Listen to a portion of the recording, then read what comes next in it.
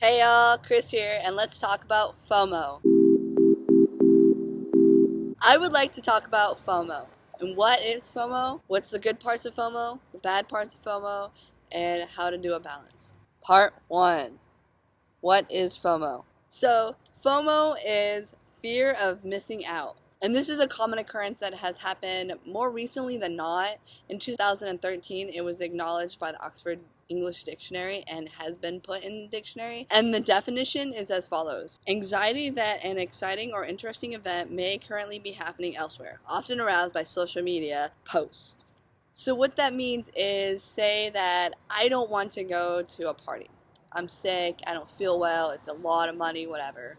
But I go anyways because I'm afraid that if I don't go, then I'm missing out on experiences, or I'm missing out on that inside joke that my friends will be talking about for like the rest of their days, or if something major happens and then that's a story for the rest of the year, or pictures and highlights and posts, and if you don't go, you see that on the social media and you're just like, I should have gone, like it's causing me all this stress, so I'll just go. But then at the same time, like, kind of don't want to go, but yeah. And that entails for me fear of letting someone down.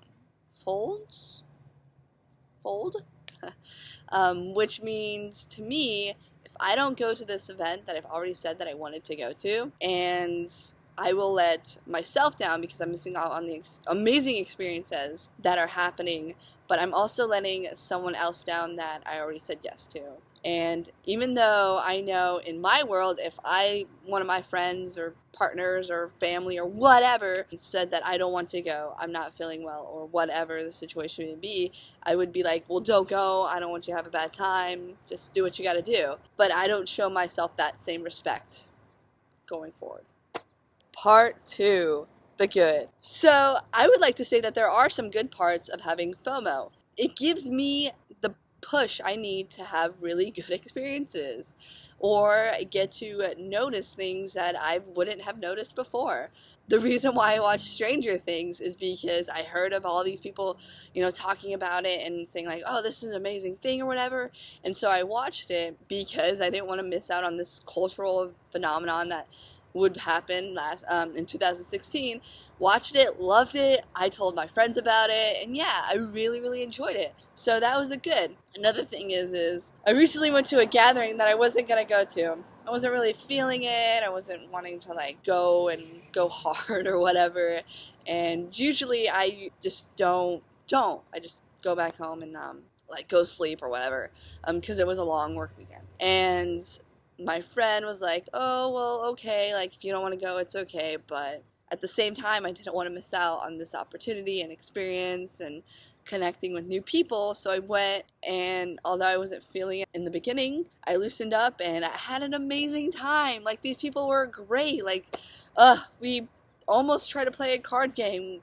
I kissed a card. I threw up. Like, it was good, and I loved it, and these people were awesome, talking about their stuff and my stuff, and it was a really good time. But at the same time, like, I only did that because I was afraid to miss out, and that was my motivation, which probably seems unhealthy, but at the same time it get me to experience new things. I'm a very, like, I can do the same thing over and over and over and over again, be completely satisfied. Well, I'm missing out on the human experience, and fear of missing out helps me try that new food that people keep talking about, or go to that party that people keep talking about, and I'm just like, yeah, the bad. So I would say there are negatives to FOMO. It is expensive. It's expensive to go out all the time. And not only is it expensive in your wallet, in your bank, because all these events cost money, and even if it's like at a home gathering thing, like, I personally feel obligated to bring a bottle of whatever, or bring food, or pay for something, because if they let me in their home, then I'm grateful that they do, and so I spend money on like the movies or something that we're gonna watch. And so that gets pricey. It's also expensive when it comes to like energy. Like, if I genuinely am drained and don't feel like going, but then still do, I am so tired, and I could have used that time to relax and reflect and do whatever I needed to do on my own personal time, rather than just going to this event and going there. And if nothing like significant happens where I do have a bad time, I'm gonna be cranky the whole entire evening. And I know that you probably have had this done where you probably didn't want to go to somewhere and, say a movie with a group of friends, and you felt obligated to go because you've been talking about it for like a couple of days now, and you go and you have a shitty time because you don't want to be there, but you felt obligated to be there because you didn't want to miss out. So you go, you have a bad time, and the energy that you're pushing out is making everybody else have a bad time, and it's just not a good time. I mean, like, y'all are friends and y'all love each other, whatever, but at the same time, like, should have just stayed home. So, also, it's a lot of anxiety when it comes to being afraid of missing out. Like, it's just, and I know that sounds like the name of it is the definition, but it is, because at the same time, like, I don't want to ever be in that position to miss out on a big event of, like, and I'm worried that I will. And so that takes a lot of energy out of me. Yeah. Part 4, balance. We talked about the good, and we talked about the bad. So how do you create balance between letting yourself go sometimes because you need to push yourself, but then letting also yourself not go sometimes because you just genuinely just don't want to go, and you might be missing out on an experience, but that's okay. That's the balance that I'm talking about. You need to figure out where you are at to where it's okay to push yourself, but then also let yourself be human. I mean, I've been alive for 27 years, and I'm still trying to figure out how to do that, because it takes a lot to do that. It takes a lot of time and growth to let yourself be.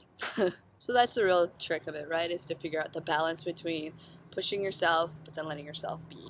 And it's going to take a process. It's going to take growth. You're going to find yourself that you are not perfect, and that's perfect that you're not perfect, because you just are amazing. And yeah, I hope this helped. Do you suffer from FOMO, and has it been more of a positive influence for you? Has it been a more negative influence for you? Yeah, let me know. Let's continue this conversation. And how do you find balance? And yeah, if I get enough responses, I want to make a follow-up video of this, and because I want to hear how you deal with it, because honestly, like, I feel at sometimes I really don't do a good job at it.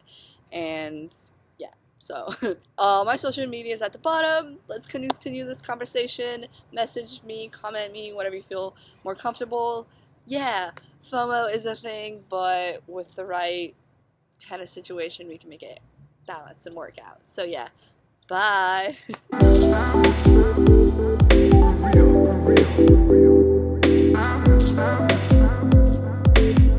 I'm in downtown Fullerton. The lighting looks amazing. That's why I did it. Kind of looks like grungy.